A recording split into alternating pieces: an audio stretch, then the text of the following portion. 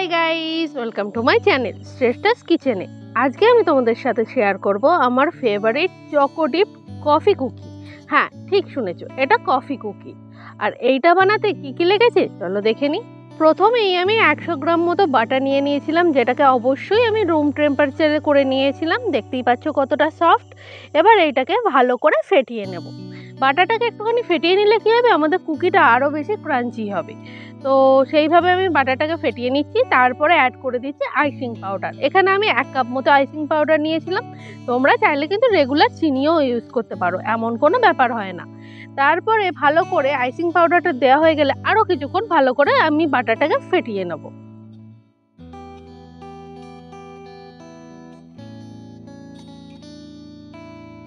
আমি সুন্দর করে বাটারটাকে ফেটিয়ে নিয়েছি। দেখতেই পাচ্ছ বাটারটারও কালার চেঞ্জ হয়ে গেছে। তারপর আমি 30 গ্রাম মতো কোকো পাউডার আর 10 থেকে 15 গ্রাম মতো এখানে নিয়ে নিচ্ছি কর্নস্টার্চ, আর দিয়ে দিচ্ছি 2 কাপ মতো ময়দা।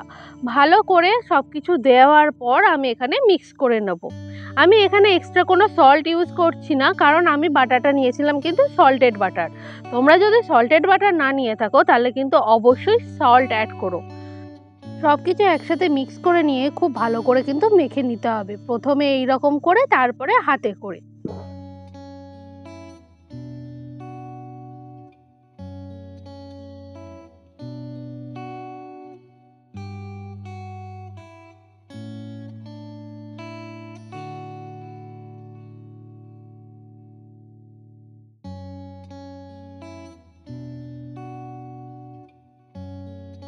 ভালো করে মাখা হয়ে গেলে খানিকক্ষণ কিন্তু হাতে করেও মেখে নিতে হবে। হাতে করে মেখে নিলে আমাদের কুকির ভেতরে কোনো রকম লাম্পস থাকবে না, আর কুকিটা আরও খুব স্মুথ হবে খেতে। আর মুখে দিলেই কিন্তু একদম খুব সুন্দরভাবে মুখে মিলিয়ে যাবে।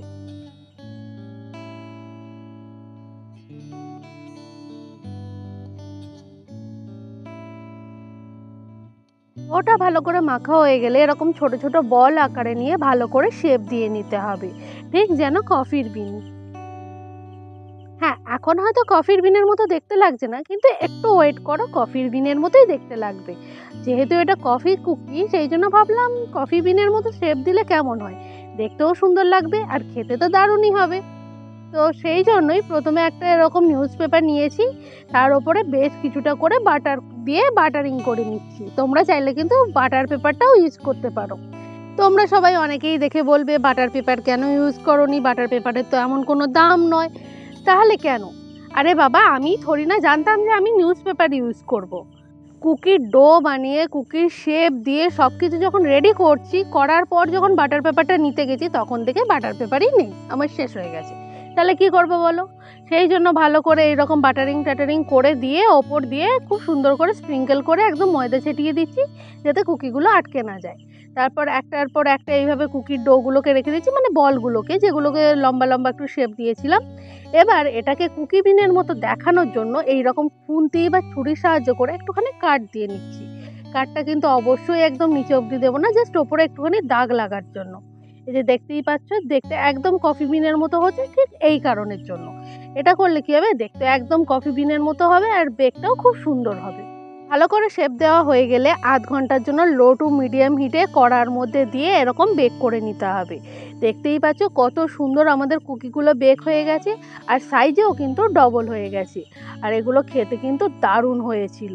এবার ভাবলাম একটুখানি ডিজাইন করা যাক। তো সেই জন্য এরকম একটা প্যান নিয়ে তাতে জল ফুটতে দিয়ে এরকম একটা ক্যাডবেরির প্যাকেট দিয়ে দিচ্ছি। বেসিক্যালি আমি এইভাবে ক্যাডবেরিটাকে দিয়ে মেল্ট করছি এই কারণের জন্য, যাতে আমার কোনো বাটি ঘটি খুব একটা মেসি না হয়। এটা খুব ইজিতে খুব সুন্দরভাবে মেল্ট হয়ে গেল। এবার একটা এরকম বাটিতে করে নিয়ে নিলেই আমার ক্যাডবেরিটা রেডি হয়ে যাবে। তারপর কুকিটা নিয়ে এই যে দেখতেই পাচ্ছ খুব সুন্দর ক্রাঞ্চি কুকি হয়েছে, সুন্দর করে চকলেটে ডিপ করে নিতে হবে। আর ওপর দিয়ে একটুখানি দেখতে সুন্দর সাজানোর জন্য অ্যাড করে দিতে হবে এইভাবে ড্রাই পেটেল। এগুলো কিন্তু রোজ ড্রাই পেটেল, ঠিক আছে? তোমরা যদি মার্কেটে পাও মার্কেট থেকে নিতে পারো, আর না হলে 2-4টে গোলাপ ফুল এনে বাড়িতেও শুকিয়ে নিতে পারো, এমন কোনো ব্যাপার না। আর দেখতে না দেখতেই আমাদের চকো ডিপড কফি কুকি কিন্তু রেডি হয়ে গেছে। আর এটা করতে কি কি লেগেছে সেটাও একবার দেখে নাও। আর আমার আজকের ভিডিওটা যদি ভালো লেগে থাকে তাহলে অবশ্যই লাইক শেয়ার সাবস্ক্রাইব করে দিও। Thank you.